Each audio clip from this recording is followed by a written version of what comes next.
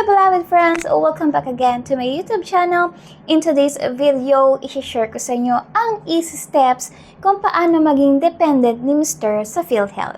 So, let's start! Usually, yung mga nagiging dependent ng kanilang partner sa PhilHealth, ito ay yung mga housewife o kaya naman yung mga tumigil na sa work. Kasi kung ikaw ay may work, meron kang sariling PhilHealth account and ito ay binabayaran ni company. Pero kung ikaw ay magiging housewife or ayaw mo na talaga magtrabaho, syempre kailangan din natin magkaroon ng PhilHealth para in case of emergency, meron tayong paggagamitan, no? May magiging discount tayo and talaga importante na maging dependent tayo ni Mr.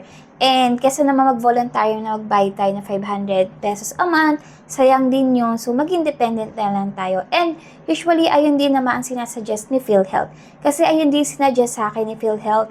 Noong una, dapat nagiging voluntary na lang ako, na ako na lang magbayad ng 500 pesos a month kasi nag-resign na ako sa work. Pero sabi nung employee, much better na maging dependent na lang daw ako ng aking habibi, ng aking asawa. So, ayun ang aming ginawa. So, number 1, magpapa-photocopy kayo ng iyong marriage certificate.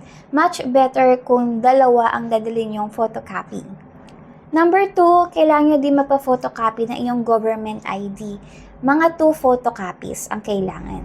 Number 3, kailangan nyo din syempre dali ang inyong PhilHealth ID and dapat kabisado nyo din yung PhilHealth ID number nyo.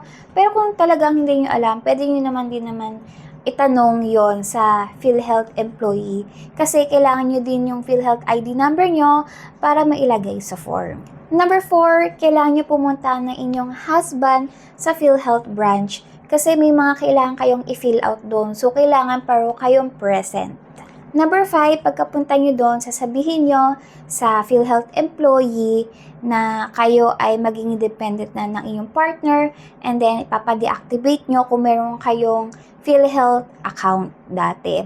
And hindi pwede yung mahulugan kahit singkunduling, hindi pwede. Kasi once na nahulugan yon, hindi na kayo magiging dependent. And after nun, meron kayong i-fill out. Ito ay isang form.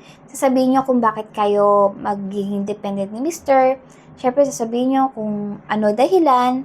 And after nun, ipapresent nyo yung photocopy nyo, ganyan, ganire, and may i-fill out din si Mr.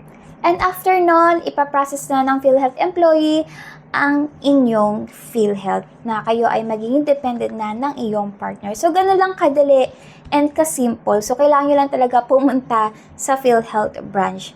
So, my beloved friends, thank you so much for watching and I hope na meron ulit kayo natutunan. So, see you on my next vlog. Bye!